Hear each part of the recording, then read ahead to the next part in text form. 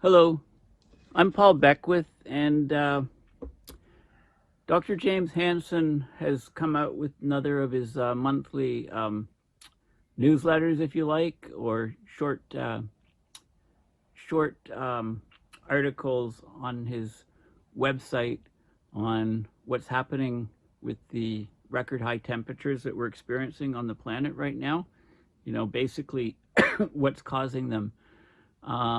So in this video, I'm going to focus on his most recent article, which came out just about 5 days ago.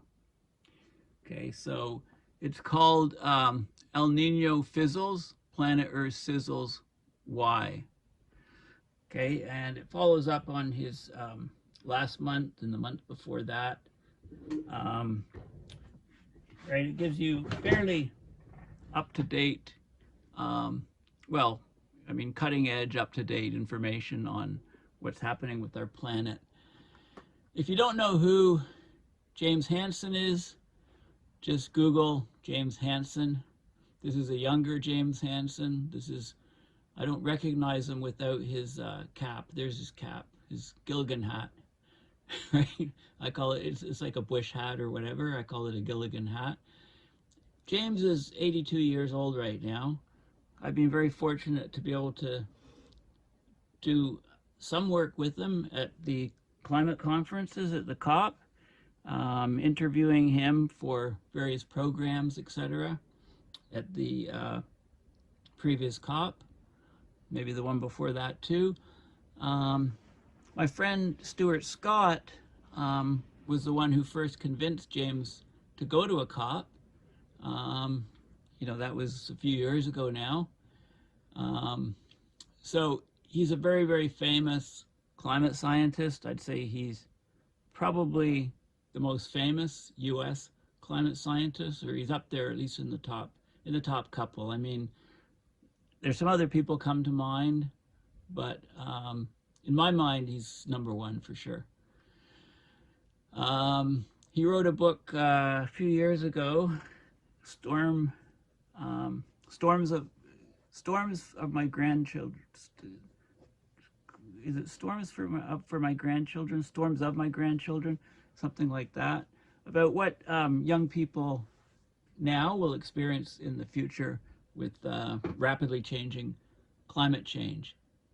Anyway, go to Google Images and Google his name and have a look. There's loads of awards, loads of information, loads of TED Talks, loads of climate work, but he's also been front and visible in the public. He's been arrested a number of times in climate protests, etc., etc. So have a look. His Wikipedia article, the article on him in Wikipedia, is actually quite good. You know, one of his most famous, well, it says here he's best known for his research in climatology, his 1988 congressional testimony on climate change that helped raise broad awareness of global warming, and his advocacy of action to avoid dangerous climate change. In recent years, he's become a climate activist to mitigate the effects of global warming on a few occasions leading to his arrest. One of his most recent papers is Global Warming in the Pipeline. You know, his notes every month, they're excellent. He's working on a book called Sophie's Planet, Sophie being one of his grandkids. And I'm hoping, you know, it's an updated sequel with the latest and greatest on climate system change. You know, and along the same note as his book, Storms of My Grandchildren. Okay, so I highly recommend, if you don't know too much about James Hansen, then definitely read his bio on the Wikipedia.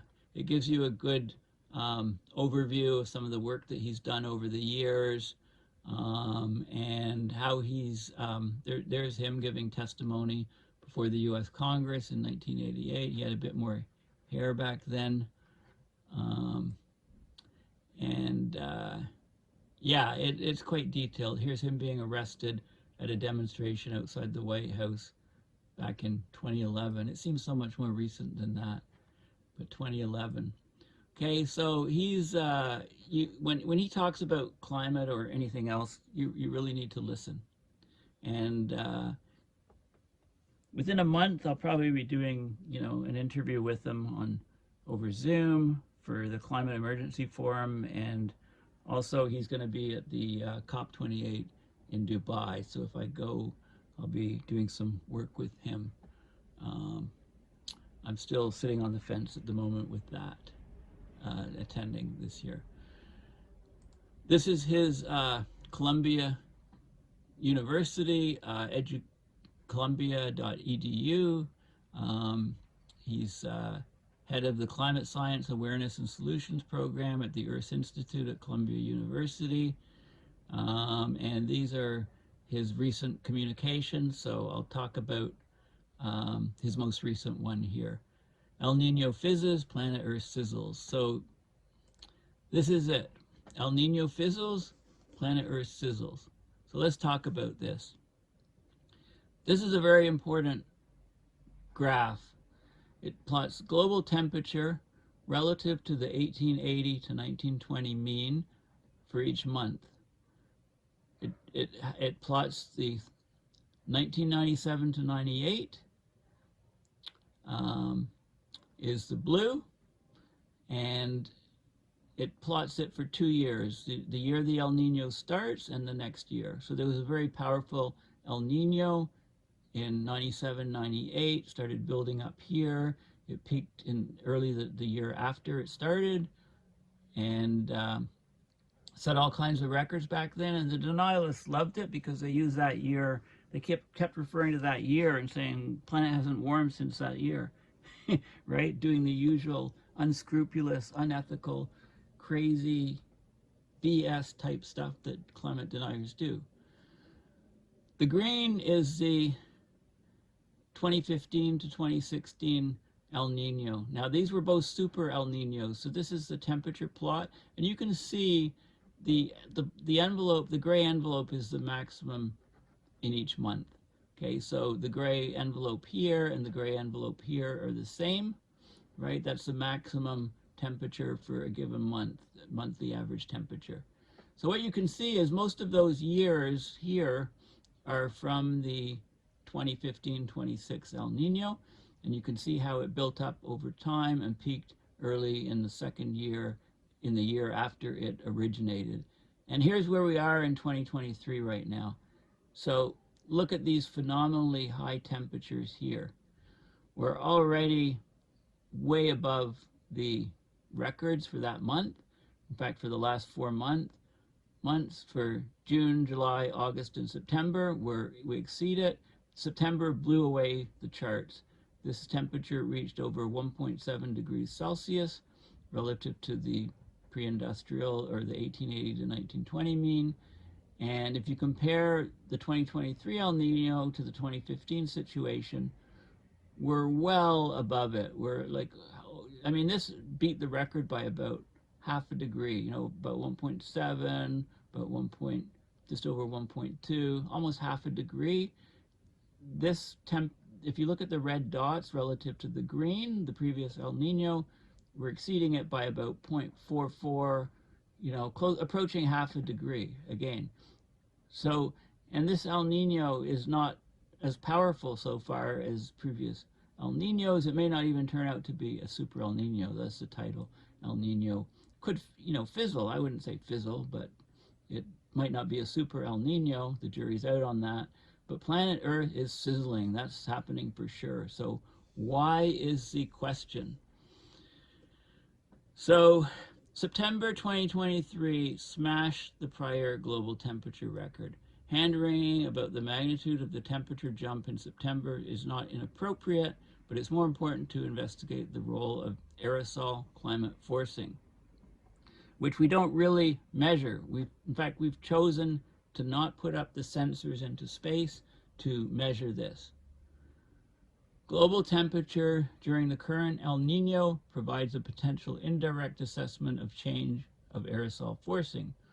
Global temperature in the current El Nino implies a strong acceleration of global warming, for which the most likely explanation is a decrease of human-made aerosols as a result of reductions in China and from ship emissions. Okay, so as we clean up the emissions, and get rid of a lot of the aerosols, those small particles from emissions, by removing sulfur from ship fuel, for example, removing sulfur from industry in China, right? To try to, because, up to about 10 million people die every year of air pollution. So we're trying to reduce that air pollution, which is mostly from aerosols. The problem is that the aerosols play a big part in masking the warming. The current El Nino will probably be weaker than the 1997 to 98 and 2015 to 2016 El Ninos, so that makes the current warming here even more significant. The current near maximum solar irradiance adds a small amount to the major forcing mechanisms, which are the greenhouse gases, the aerosols, and the El Nino for the climate variability, but there's no long-term effect, right? The solar cycle goes up and down. More important, the long dormant southern hemisphere polar amplification is probably coming into play. This is a huge factor in the Earth energy imbalance going up, because we're missing almost a couple million square kilometers of sea ice around Antarctica. So as we move into the winter in the northern hemisphere, we move into the summer in the southern hemisphere, the sunlight starts to, come down again. It's not complete darkness. And that sunlight is finding an ocean exposed, not sea ice, which will reflect the light, but a dark ocean, and all that energy is now being absorbed into the seawater in the southern hemisphere, and it's changing, it's wreaking havoc on the whole planet. So this is a very important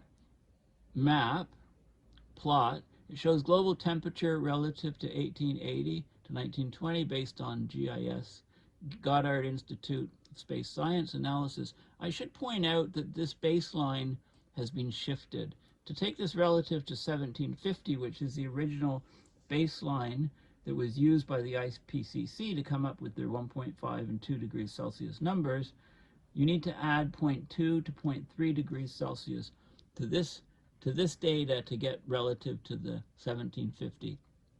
So we reached 1.7. Basically, that's 2 degrees Celsius if you refer back to 1750.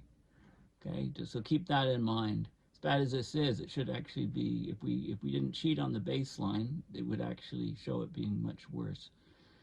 So we've got the 12-month running mean, the blue curve, a longer term 132-month running mean, the red curve.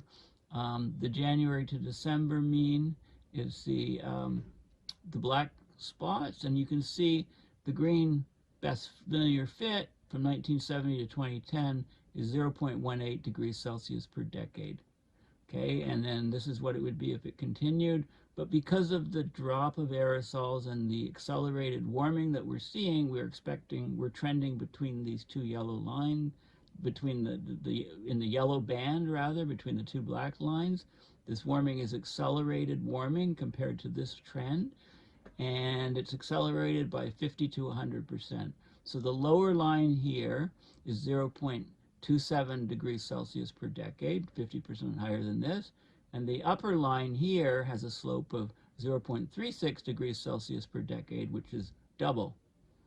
Okay, and this is where we expect this curve to go with the projected El Nino peak, and then it usually drops off a bit after the El Nino passes, about 0.2, 0.3 degrees. And then it'll track on this curve. This is the Niño 3.4 temperature anomaly. So let's look at what that is first. Okay, this is the National Centers for Environmental Information, the NOAA climate monitoring site on the El Nino Southern Oscillation, or the ENSO. This is the equatorial Pacific sea surface temperatures.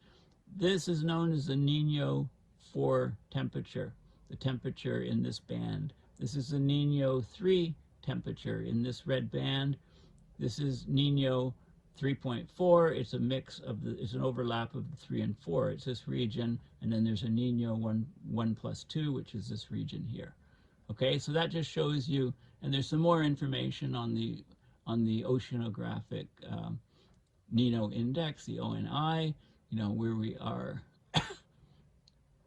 So July, August, September of 2023, we were 1.3 degrees Celsius. We're probably getting to at least 1.5, but if you look at the 2015, 2016, we were 2.6, and in the 1996, 97, we were 2.4. So these were, and even this one here is 2.2. So 1982, 96, 90, 97, 98, 2015, 2016. So we're a small effect from El Nino right now. So why are the temperatures skyrocketing here? Okay.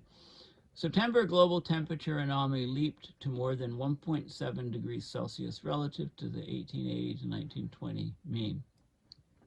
Public discussions focused on the remarkable magnitude of this anomaly. It exceeds the prior warmest September in the period of instrumental data by about half a degree Celsius. However, the average anomaly of the past 4 months, it's plus 0.44 degrees Celsius relative to the same months in 2015. So if we go back to here, looking at these last 4 months, comparing them to the green months, which is in the last El Nino, we're 0.44 degrees Celsius higher. Okay, so this is very important. If this relative anomaly is maintained throughout this El Nino, which will go through the Northern Hemisphere 2024 spring. So the next, until middle of 2024, we won't know what's going to happen for sure. But we're likely to reach a peak 12-month mean global warming of 1.6 to 1.7 relative to 1880 to 2020. 1880, 1920, the trend.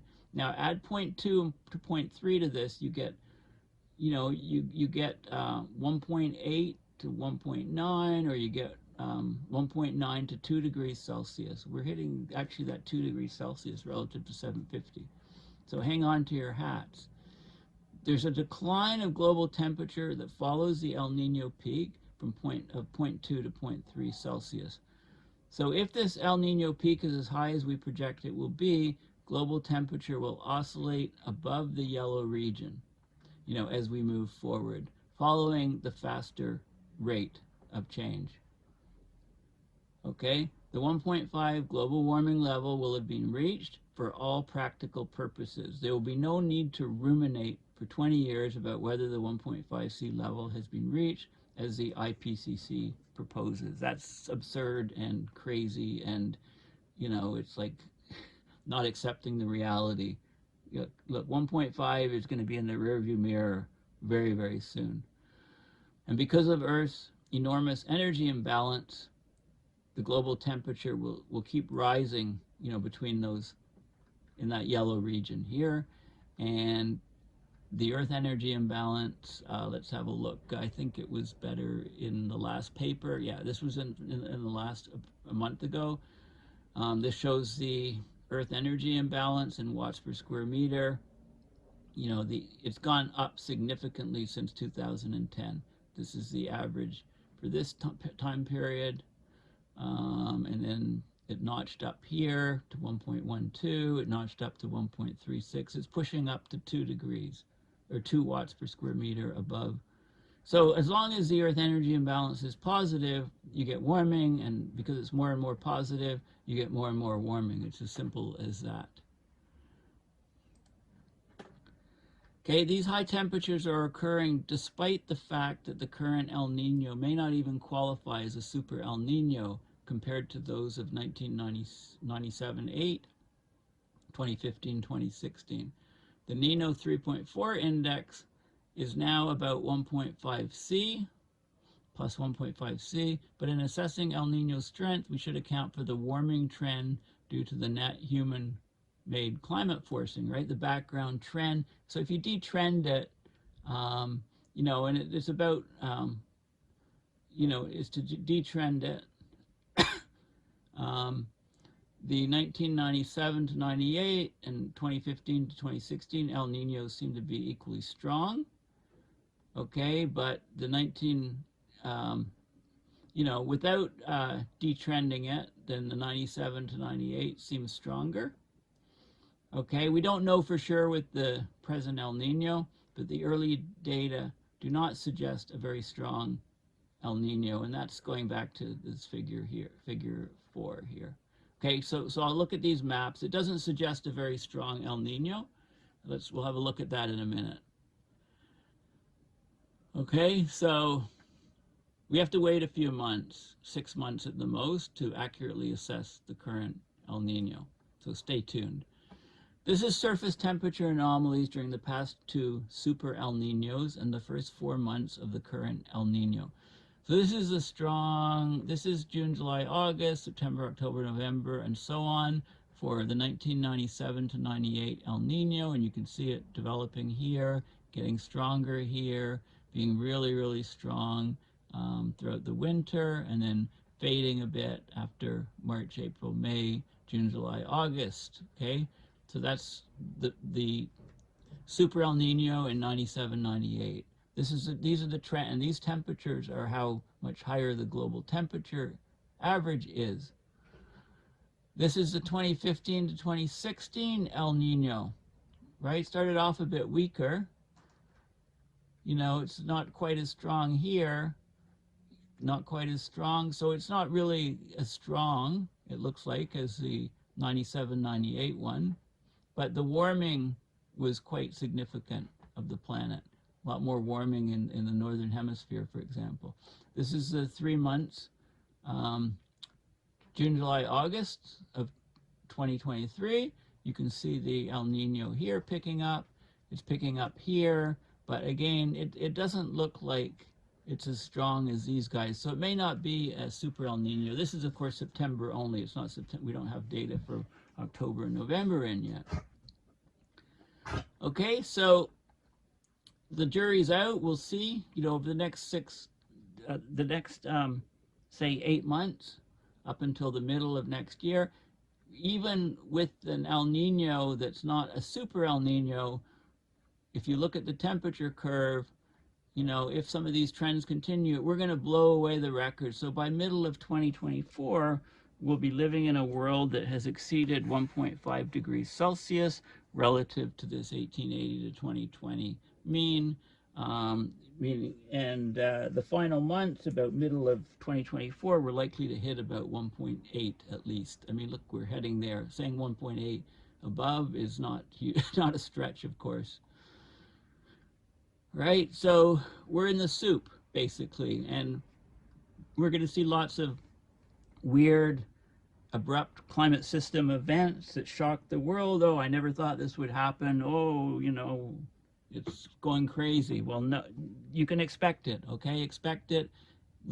When it happens, show people this work and say, yeah, you knew, you knew a year ago, a year previous, okay? The 2 dominant global climate forcings by far are human-made greenhouse gases and human-made aerosols. Okay, although the greenhouse gas changes are monitored precisely, so we know the climate forcing from the greenhouse gases, the aerosol forcing is not similarly available. We've chosen not to have the instrumentation on satellites to measure directly the Earth energy imbalance and the aerosol forcing. In order to measure it, direct measurements of aerosol climate forcing requires global monitoring, not just of aerosol and cloud particle microphysics. Well, not just aerosols, but also cloud particle microphysics, because the principle, you have the direct effect of aerosols, and you have the indirect effect. The indirect effect is how they act as cloud condensation nuclei and affect the cloud microphysics. Okay, so those are the principal aerosol forcings. The principal aerosol forcing is via the indirect effect, the effect of aerosols on cloud microphysics.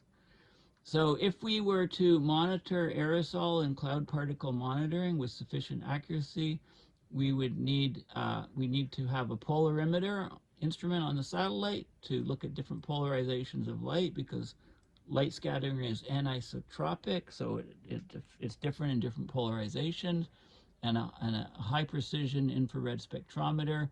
And if these two devices were on the satellite in near polar orbit, we could measure these things directly.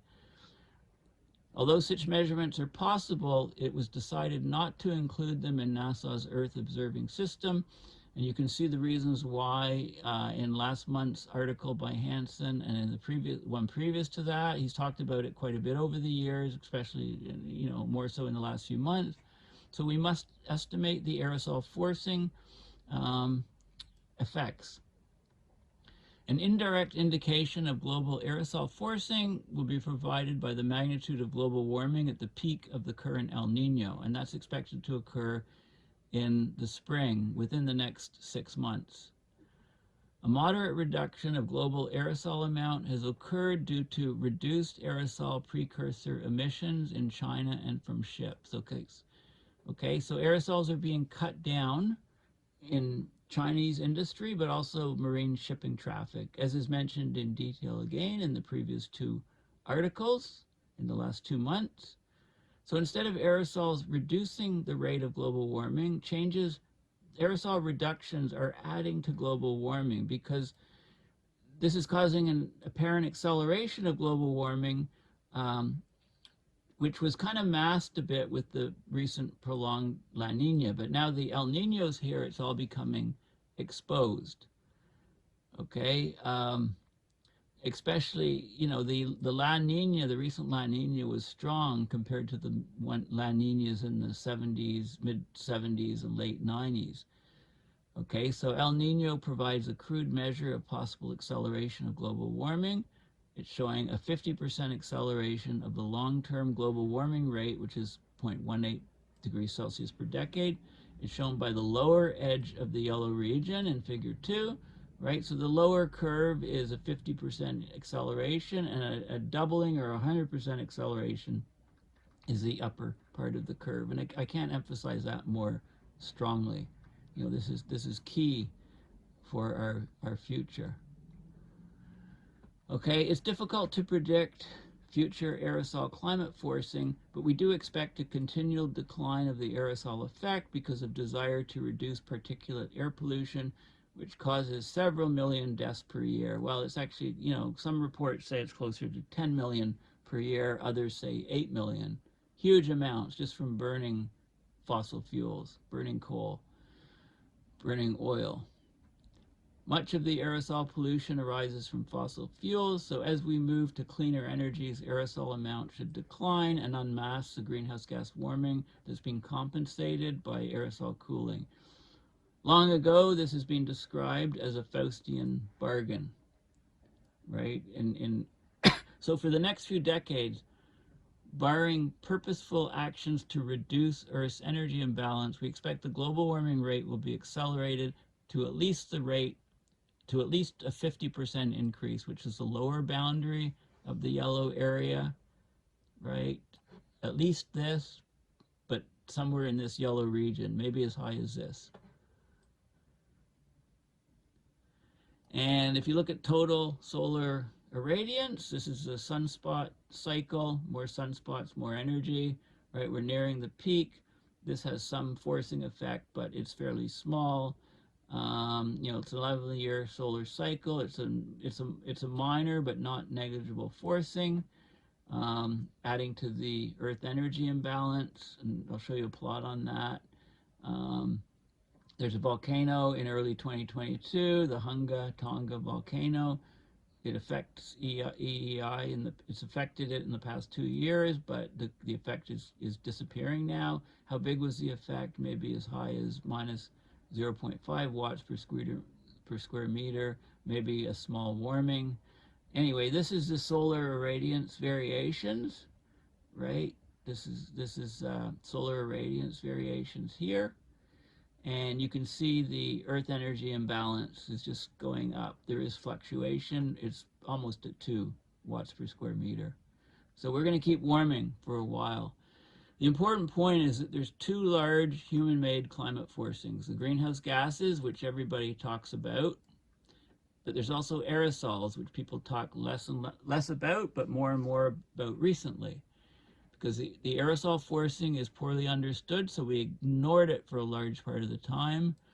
The magnitude of global warming during a large El Nino provides a measuring stick that can help us detect acceleration of global warming if we compare the peaks from one El Nino to the previous El Nino. But we really need more information on the aerosols, the direct effects and the indirect effects. So we need those sensors in near Earth orbit. We need to put them up there.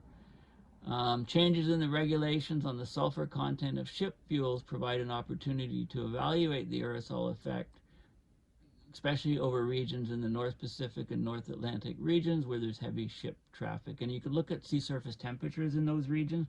The aerosols are not blocking so much sunlight, so the sea surface temperatures have been taking off in those regions.